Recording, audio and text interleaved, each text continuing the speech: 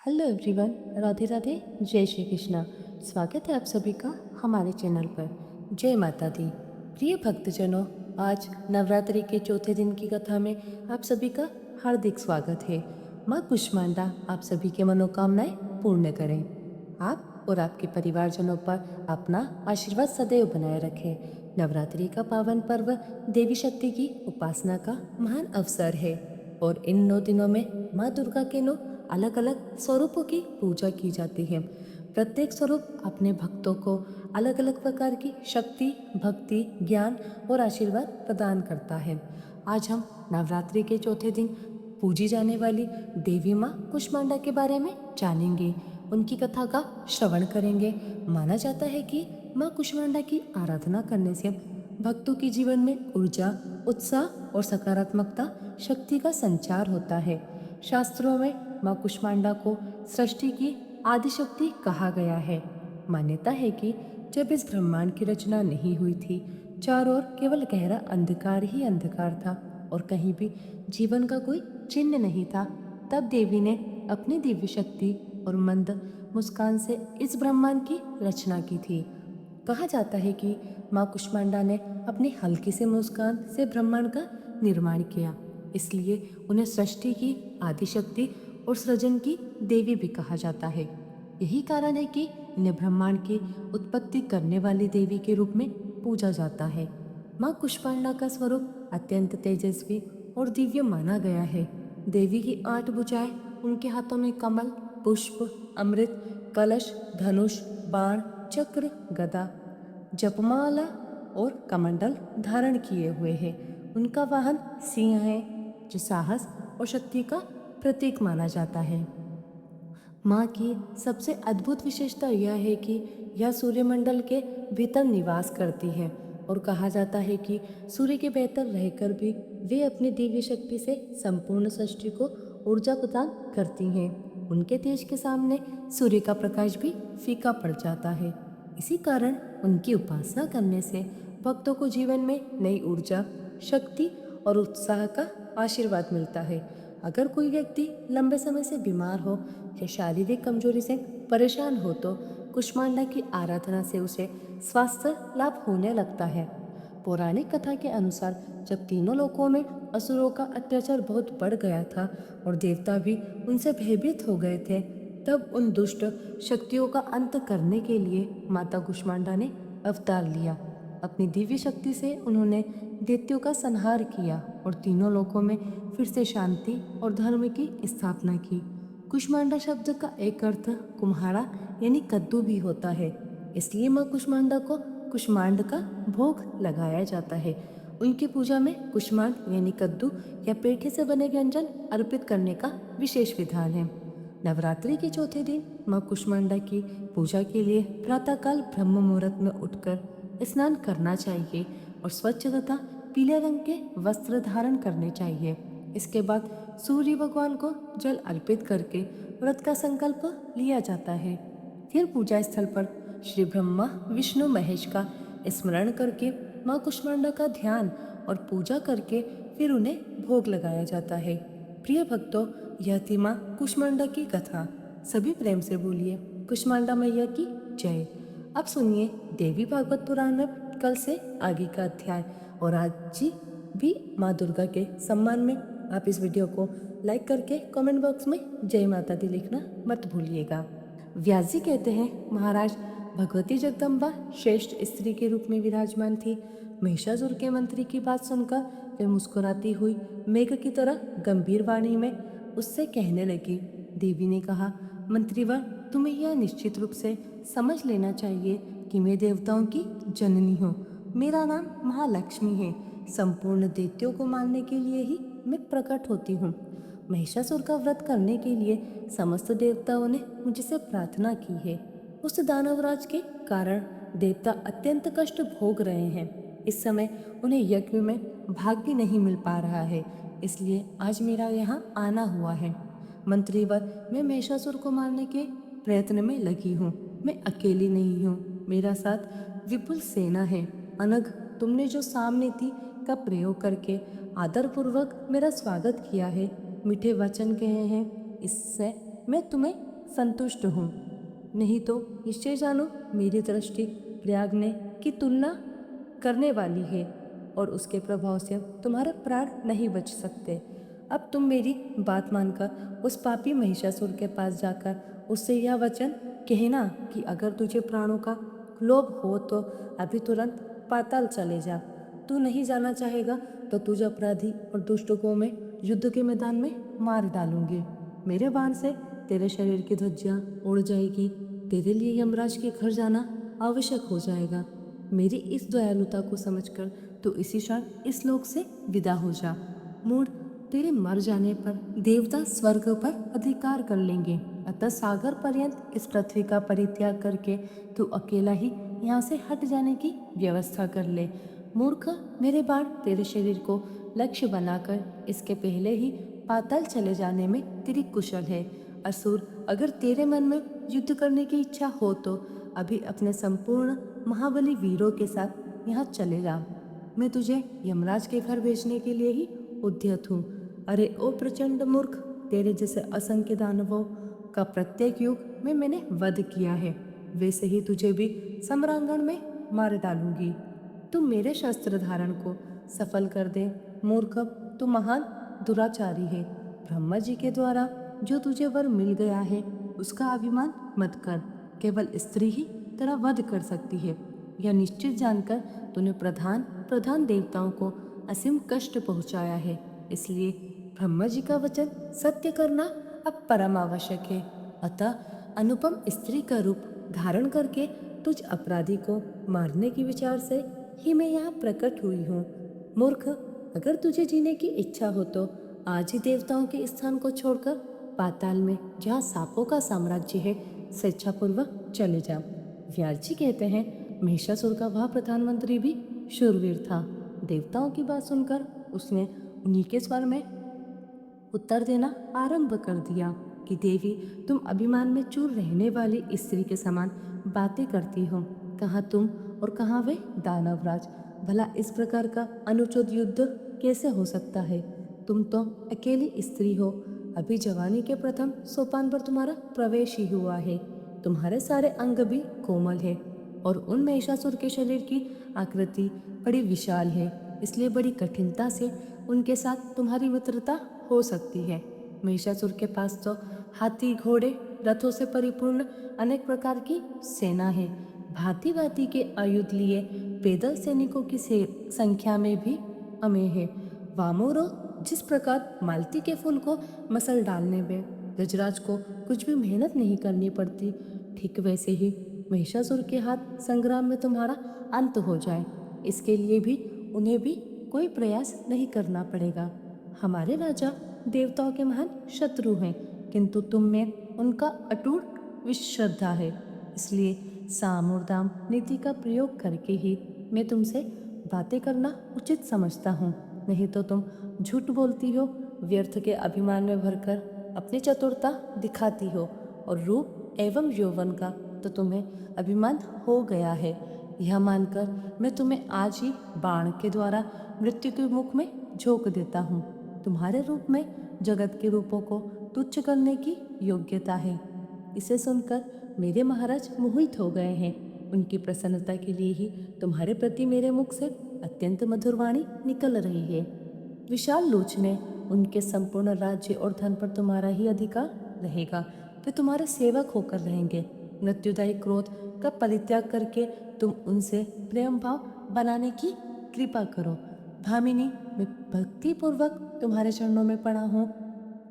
शचीस्मते, तुम्हें शीघ्र ही राजा महिषासुर की पटरानी बन जाना चाहिए। अविकल रूप से त्रिलोकी की सारी संपत्ति तुम्हारे अधीन रहेगी। महिषासुर से संबंध हो जाने पर संसार जनित समस्त सुख तुम्हारे लिए सुलभ हो जाएंगे। देवी ने कहा, मंत्रीवर सुनो, मैं शास्त्र की मर्यादा के अनुसार चतुरता का आश्रय लेकर वाक्यों का बिल्कुल साफ अर्थ तुम्हें बताती हूँ।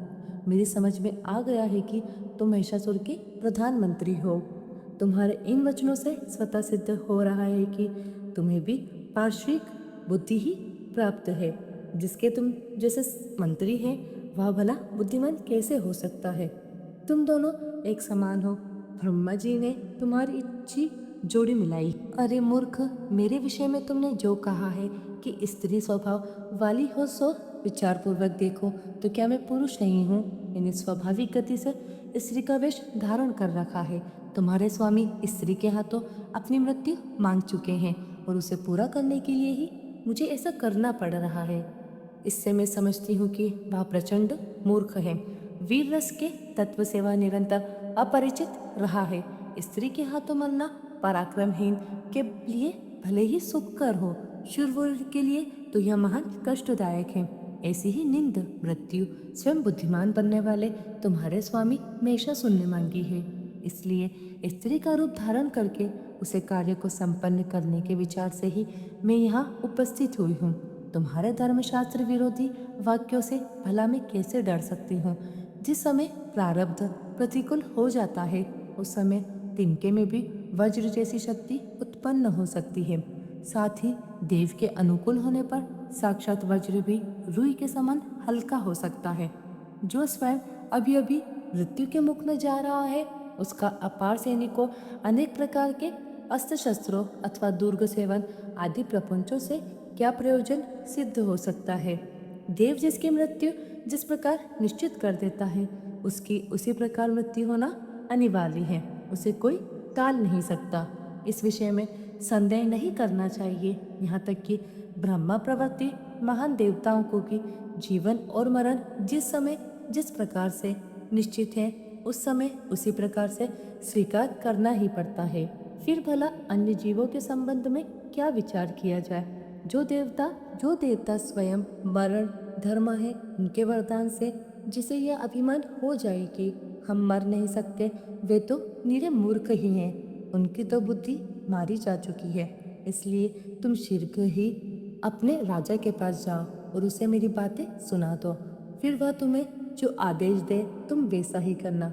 और अगर तुम्हें प्राणों का मोह हो तो इंद्र स्वर्ग का राज्य करे, देवताओं को भविष्य प्राप्त करने का सुअवसर मिले और तुम लोग रसातल चले जाओ। मूर्ख संभव है दुराचारी महिषासुर के विचार इसके विपरीत हो। उस अवस्था में तुम लोग मेरे साथ युद्ध कर सकते हो।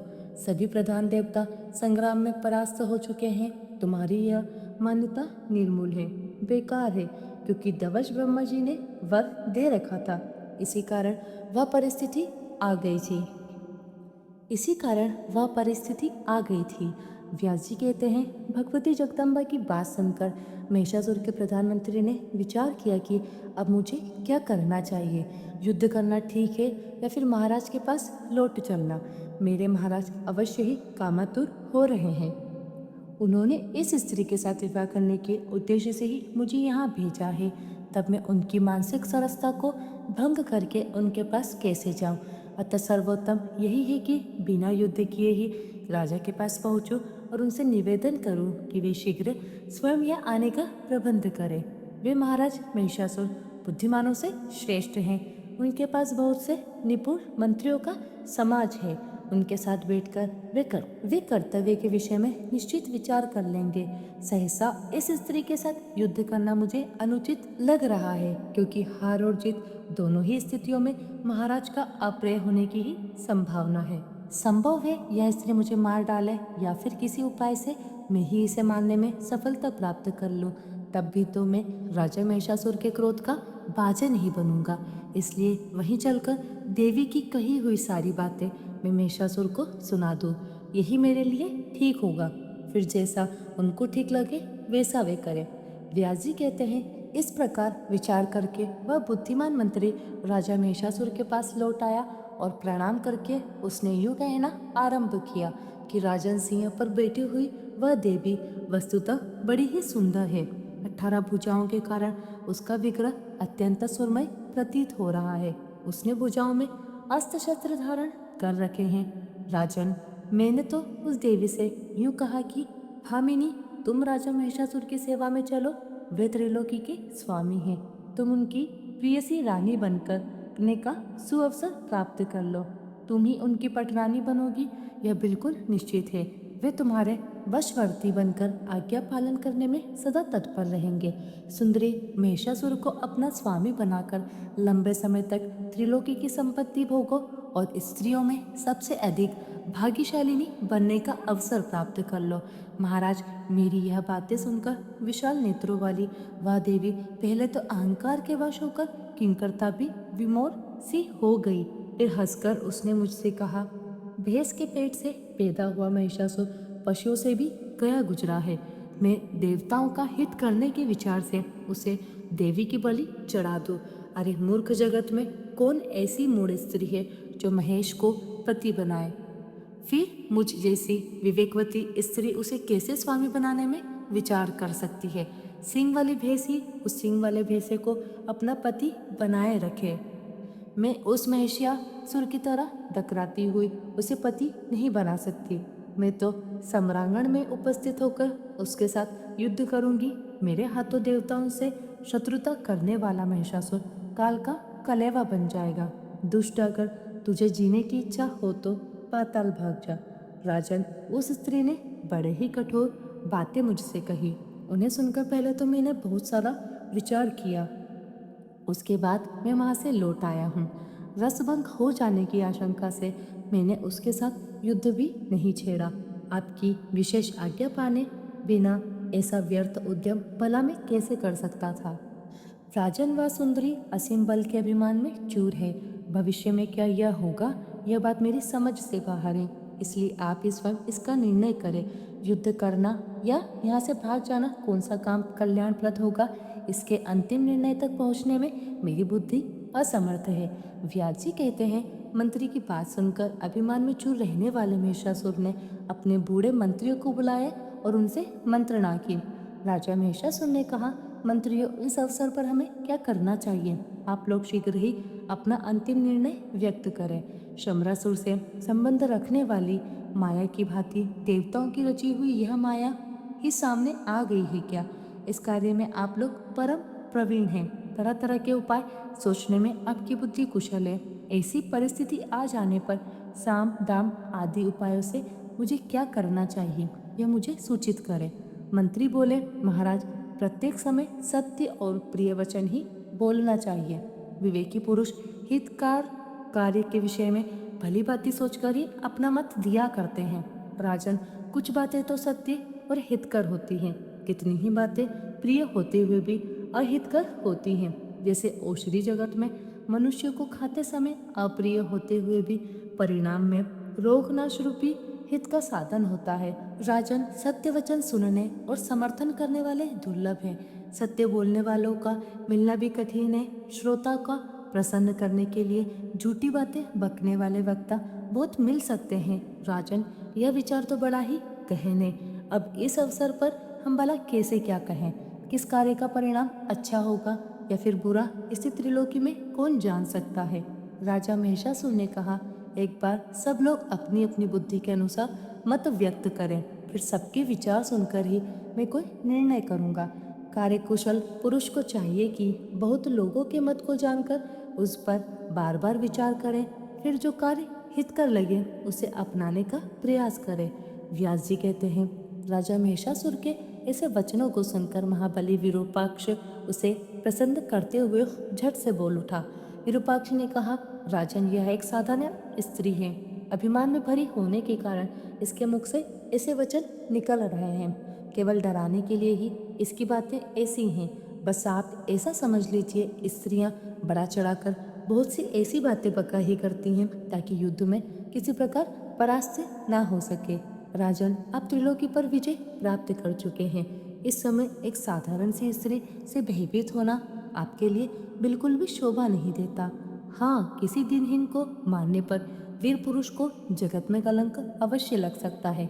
इसलिए महाराज, मैं अकेले ही चंडी से युद्ध करने जा रहा हूँ और मैं अवश्य से उसे मार डालूंगा। अब आप निर्भय हो जाए, कुछ सैनिक मेरे साथ रहें। मैं अस्त्र शस्त्रों से सज धज कर जाऊंगा, जिससे प्रचंड पराक्रम वाली उस दुर्दश स्त्री को मैं परास्त कर सकूं। राजन, अब आप मेरा बल देखिए। समर पर रस्सियों से बांधकर मैं उसे आपके पास ले आऊंगा। फिर तो वह सदा आपके अधीन होकर रहेगी। व्यास जी कहते हैं, विरूपाक्ष की बात सुनकर दुर्दर्श ने उसके वचनों का अनुमोदन किया। उसने महिषासुर से कहा, राजन, बुद्धिमान विरूपाक्ष की वाणी बिल्कुल सत्य है। आप तो स्वयं ही विचार कुशल हैं। मेरी भी कुछ प्रिय बातें सुनने की कृपा करें। अनुमान करने से तो ऐसा लग रहा है कि इस सुंदरी को कामदेव ने ही मत डाला है। अपने रूप के अभिमान में प्रमत्त रहने वाली स्त्री पाए ऐसा ही भाव बनाए रख करती है। उसकी हार्दिक इच्छा है कि डरा धमका कर आपको अपने वश में कर लिया जाए। स्वाभिमानी स्त्रियां कि यही तो हाव भाव है।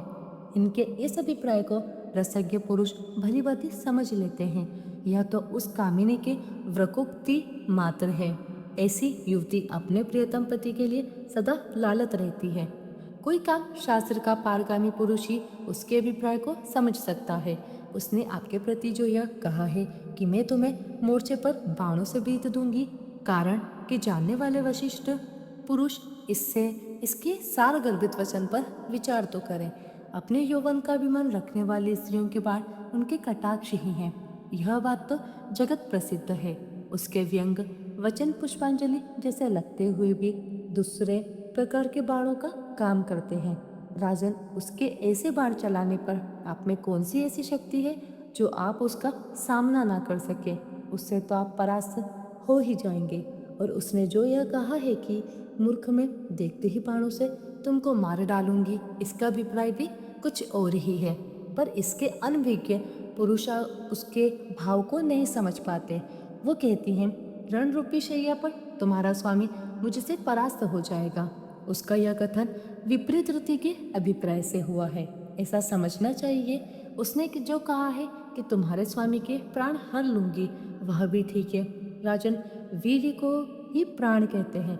वीर्य के अभाव में शरीर नष्ट प्राय हो जाता है। इस विशेष व्यंगोक्ति से वह सुंदर स्त्री आपको अपना पति चुन रही है।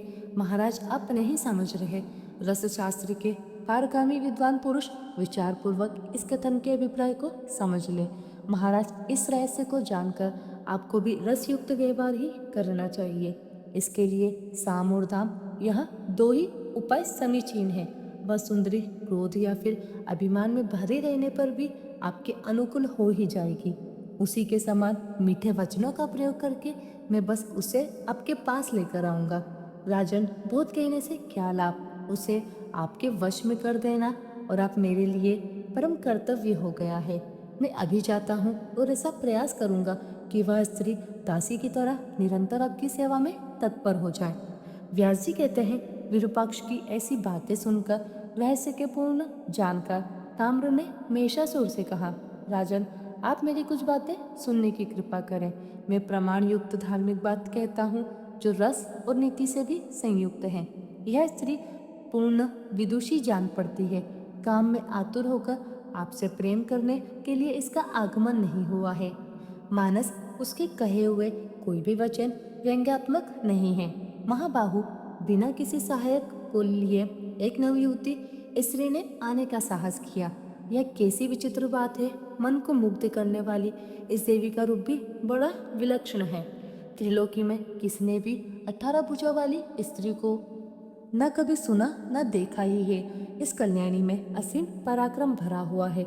राजन, जितनी भुजाएं हैं उतने ही सुदृढ़ आयुधों को भी इसने धारण कर रखा है। मेरी समझ से यह सारी बातें काल की ही करतूत है। अब निश्चय ही कुछ प्रतिकूल घटनाएं घटने वाली हैं। मैंने रात में स्वप्न भी अनिष्ट सूचक ही देखा है। इससे मुझे जान पड़ता है कि अब यमराज का डेरा यहाँ जम गया है। रात बीत चुकी थी, उषा काल हो गया था। उसी समय मुझे स्वप्न में दिखाई पड़ा कि घर के आंगन में काले रंग की साड़ी पहने हुए कोई स्त्री विलाप कर रही है। यह मृत्यु सूचक स्वप्न विचारणीय है। रात में भयंकर पक्षी घर घूमकर रो रहे हैं। इसे मैं जानता हूँ कोई भयानक अनिष्ट का कारण अवश्य ही उपस्थित होने वाला है। परिणाम भी दिखाई दे रहा है, जो कि वह स्त्री युद्ध करने के लिए निश्चित विचार करके आपको बुला रही है। राजन, यह स्त्री न मानुषी है, न गांधर्वी और न असुरी है। इसे देवताओं की रची हुई माया समझना चाहिए। मोहित करना इसका स्वाभाविक गुण है। इस अवसर पर मन कायरता लाना अवश्य ही अवांछनीय है। जो कुछ भी हो, युद्ध करना ही उचित है। जो होना है वह तो होकर ही रहेगा। प्रारब्ध से संबंध रखने वाले अच्छे अथवा बुरे फल को भला कौन जान सकता है। इस विषय में तो सभी अनभिज्ञ हैं। इसलिए मेधावी पुरुष को चाहिए कि विचार पूर्वक धैर्य धारण करके स्थिर बना रहे। राजन, मनुष्य के जीवन पर और मरण के विषय में देव का अमिट शासन चलता है। त्रिलोकी में कोई भी ऐसा पुरुष नहीं है जो उसे विफल करने में समर्थ हो सके। महिषासुर ने कहा, महाभाग ताम्र, तुम युद्ध करने के लिए निश्चित विचार करके जाओ। उस स्वाभिमानी सुंदरी स्त्री को धर्मपूर्वक परास्त करके तुम मेरे पास ले आना। अगर वह सुंदरी संग्राम में तुम्हारी अधीनता ना स्वीकार करे तब भी उसको तुरंत मार डालना अनुचित होगा। फिर किसी दूसरे ही प्रयास से उसे वश में करने की चेष्टा करनी चाहिए। अजी, तुम तो सर्वज्ञान संपन्न वीर पुरुष हो। काम शास्त्र में भी तुमने सर्वोत्तम योग्यता प्राप्त की है। जिस किसी भी उपाय से उस सुंदरी को वश में कर लेना परम आवश्यक है। वीर महाबाहो, तुम अभी एक विशाल सेना लेकर वहां पहुंचो। जाकर बार बार विचार करके उसके हार्दिक अभिप्राय को समझने का प्रयास करना।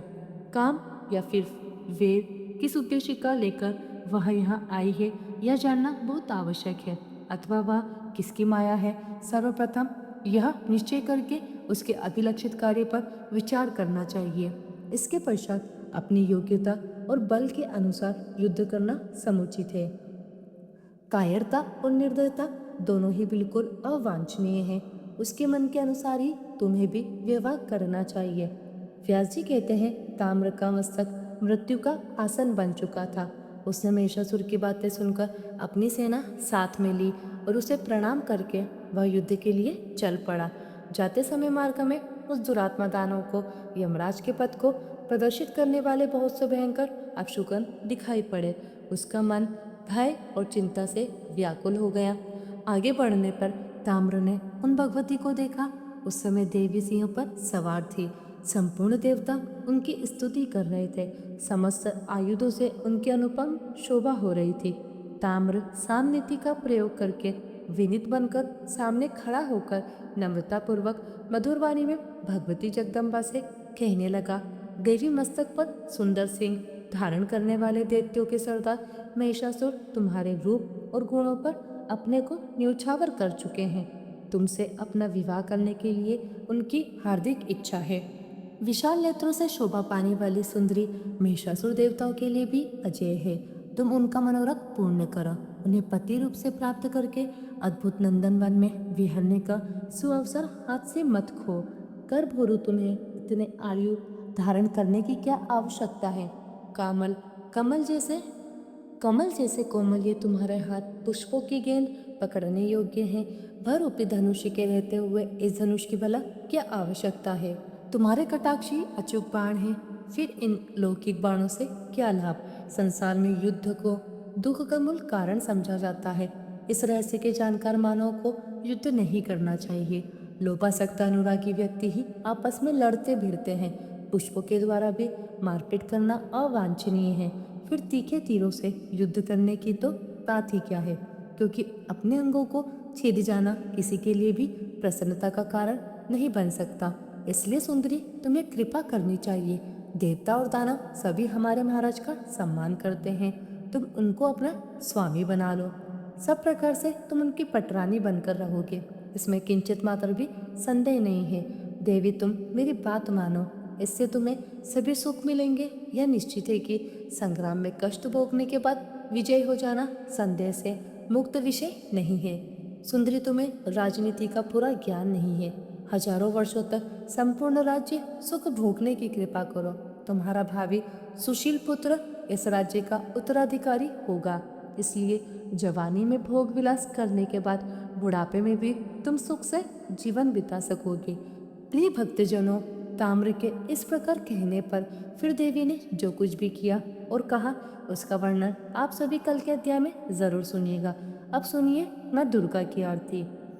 जय अम्बे गौरी मैया, जय श्यामा गौरी, तुमको निश दिन ध्यावत, मैया जी को सब दिन मनावत, हरि ब्रह्मा शिव जी, ओम जय अम्बे गौरी मांग सिंदूर विराजत, पीको मृग मद को मैया पीको मृग मद को, उज्ज्वल से दो नैना निर्मल से दो नैना चंद्रवदन को, जय अम्बे गौरी कनक समान कलेवर, रक्तांबर राजे मैया रक्तांबर राजे, रक्त पुष्प गलमाला लाल पुष्प गलमाला कंठन पर साजे, जय अम्बे गौरी हरि वाहन राजत, खटक खप्पर धारी मैया